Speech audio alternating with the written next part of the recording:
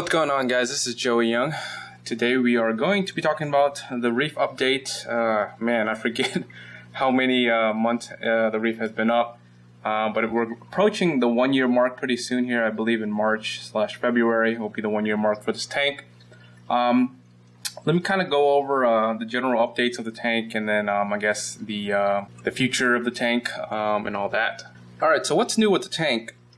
First off, as you can see, some of the corals kind of are missing. So my torch coral that I had up here, it kind of just died off. I will say that it's probably my fault.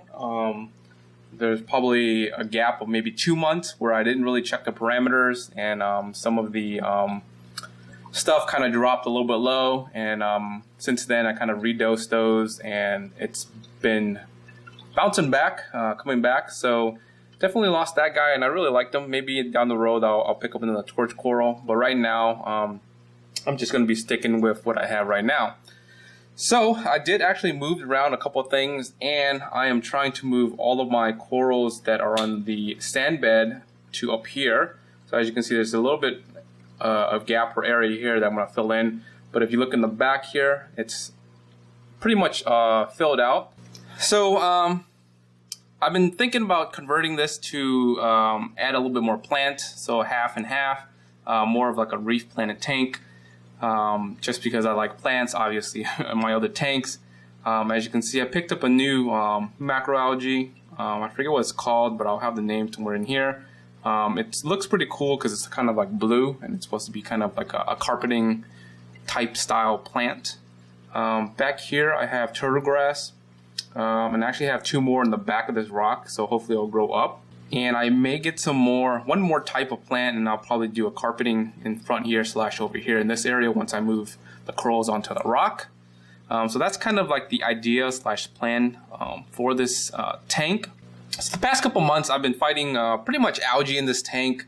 Every week I pretty much have to scrape the side of the walls. I think that's a little bit normal, just because this tank is kind of next to a window that's getting, pretty much sunlight throughout the day. So I would say, that's the main reason why algae is kind of blooming.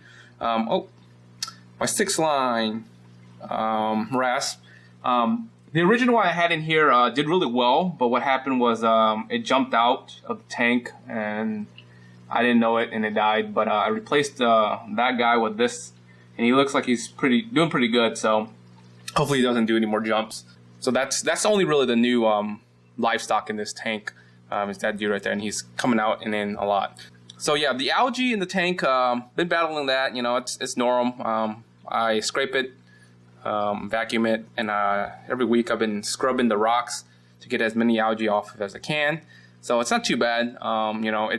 It's under control. It's manageable, but definitely if I skip any maintenance day, definitely that will probably get out of control. All right, so I'm not sure if you guys are gonna be able to see all of this, but I'm gonna feed these guys real quick because it's their dinner time and they're getting hungry. The rock that I had up here that lean against the glass here, I removed that so that I can get more area for plants and light to penetrate down there, so I can get some plants in the back.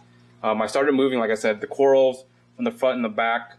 So as you can see, my Superman mushrooms back there, my blue mushrooms back here. I have some other mushrooms in the back of this wall. And where is my Xenia? I don't know where my Xenia coral is, but I think it's in the back somewhere over here. And I moved one of my mushrooms that I had in the bottom up here, and it's doing pretty well. So a lot of the corals are now kind of like around the tank and in the back. Kind of sad to say that I can't really see half of the corals unless I'm looking from above.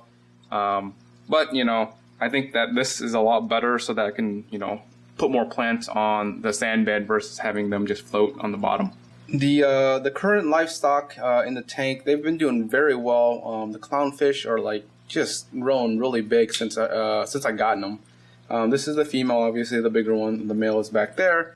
And man, they've gotten really big, and actually they've gotten along now. Not sure you guys remember, but when I first introduced them, they kind of fought each other during night when lights would go off, and they just kind of get weary. But now they're just like best friends. They sleep together, you know, next to like the little like algae over here at night. They kind of like just lean up against that. The shrimp are doing very well. You know, the shrimps aren't picking on each other. You know, things are really good. And hopefully the wrasse that's in this tank will get used to all the buddies in here and not really get killed or get, you know, jumping and stuff like that. So hopefully they do well. But yeah, this tank pretty much, other than adding new plants in the next couple months or so, the one other plant that I really want to add is kind of a grass type plant. Once I get some, you know, definitely I'll film it. But yeah, there's the fire shrimp just chilling. But yeah, the tank's been pretty stable, pretty steady. You know, nothing really has changed much. So let me know what you guys think about the updates. If you guys want to see specific stuff, I know that you guys want to see a lot of the equipment and how that's been running. I apologize because it's under like my cabinet and I can't really get lighting under there, so I can't really like open stuff. It's really tight in there. But the filter's been running really well. No problems. So far I've done maybe like 2 or 3 cleans on the equipment, and it's pretty easy. You know, just baskets pretty much, pull it out, rinse it, put it back in. So not too hard. But yeah, this tank is probably gonna ride as is with the new plant. And yeah, that's pretty much it. Peace, guys.